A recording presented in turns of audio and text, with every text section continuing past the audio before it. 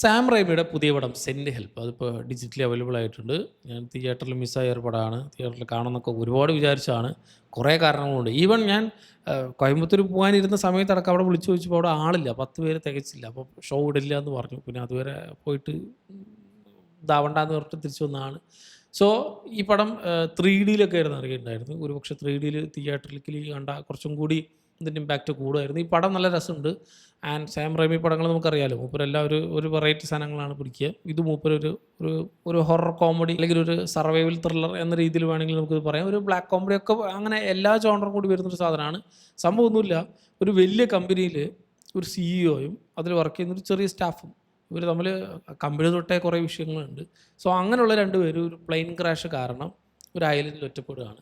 അവിടെ വെച്ച് ഇതുങ്ങൾ രണ്ടും കൂടി എന്തൊക്കെ കാണിച്ചു കൂട്ടും എന്നുള്ളതാണ് ഈ ഒരു പടം മുഴുവൻ.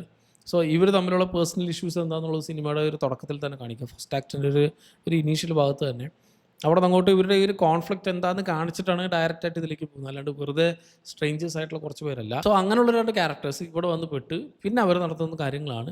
ഇതിൽ കൂടുതലൊന്നും പറയാനില്ല, കാരണം ഇത് നിങ്ങൾ കണ്ട് തന്നെ എക്സ്പീരിയൻസ് ചെയ്യേണ്ട ഒരു സാധനമാണ്. നമ്മൾ വേറെ ലെവലായിട്ടായിട്ടൊന്നും എനിക്ക് തോന്നിയില്ല, പക്ഷേ കണ്ടിരിക്കാൻ പറ്റിയ നല്ലൊരു വാച്ച് തന്നെയാണ്. ഒരു നല്ലൊരു സർവൈവൽ ത്രില്ലർ. കാരണം ഇതിൽ ചില സാധനങ്ങളൊക്കെ കുറച്ച് പ്രെഡിക്റ്റബിൾ ആയിരുന്നു. കുറച്ച് ചില പ്ലോട്ട് പോയിൻറ്റ്സും ചിലത് അടുത്ത് ഇങ്ങനെ ആയിരിക്കും നടക്കാൻ പോകും. കാരണം ആ ഒരു ക്യാരക്ടറിൻ്റെ ഒരു ഫ്ലോ നമ്മൾ കണ്ടതാണ്. സോ ഇങ്ങനെ ആയിരിക്കും നടക്കാൻ പോകുന്നത്. ചില സീനുകൾ ഇങ്ങനെ സെറ്റ് ചെയ്ത് വരുമ്പോൾ തന്നെ നമുക്ക് പ്രെഡിക്റ്റ് ചെയ്യാൻ പറ്റും. അത് ഒരുപാട് ഇതേപോലത്തെ സർവൈവൽ മൂവീസ് ഇറങ്ങിയിട്ടുള്ളത് കൊണ്ട്. പക്ഷേ സ്റ്റിൽ എൻജോയബിൾ ആണ്, നല്ല കണ്ടിരിക്കാൻ പറ്റുക നല്ലൊരു ഐറ്റം തന്നെയാണ്. ജസ്റ്റ് ആ ഒരു ഐലൻഡിൽ തന്നെയാണ് ഈ കഥ മുഴുവൻ നടക്കുക. ആൻഡ് ഇതിൽ മെയിനായിട്ട് ഉദ്ദേശിച്ചിട്ടുള്ള ഈ രണ്ട് ക്യാരക്ടേഴ്സിൻ്റെ ആക്ടിങ് ആണ്. അത് നല്ല കിഡിലിനായിട്ട് പെർഫോം ചെയ്തിട്ടുണ്ട്. കിഡിലിനായിട്ട് എന്ന് പറഞ്ഞാൽ അവരുടെ എല്ലാ ഇട്ടും അങ്ങോട്ട് ചെയ്തിട്ടുണ്ട്. കാരണം അവരുടെ ആ ഒരു ഹെയ്റ്റ് ഉണ്ടല്ലോ, രണ്ട് ക്യാരക്ടേഴ്സിനും അങ്ങോട്ടും ഇങ്ങോട്ടും ഒരു ഹെയ്റ്റ് ഉണ്ട്.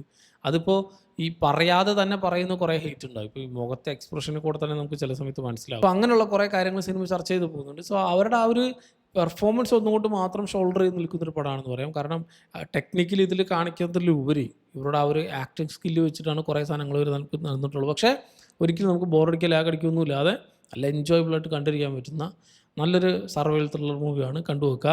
ഇതിപ്പോൾ ഡിജിറ്റലി അവൈലബിൾ ആയിട്ടുണ്ട്. സെൻഡ് ഹെൽപ്പ് കണ്ടവരുണ്ടെങ്കിൽ സിനിമയെ പറ്റിയുള്ള നിങ്ങളുടെ അഭിപ്രായം എന്നുള്ളത് കമൻറ്റ് ചെയ്യുക.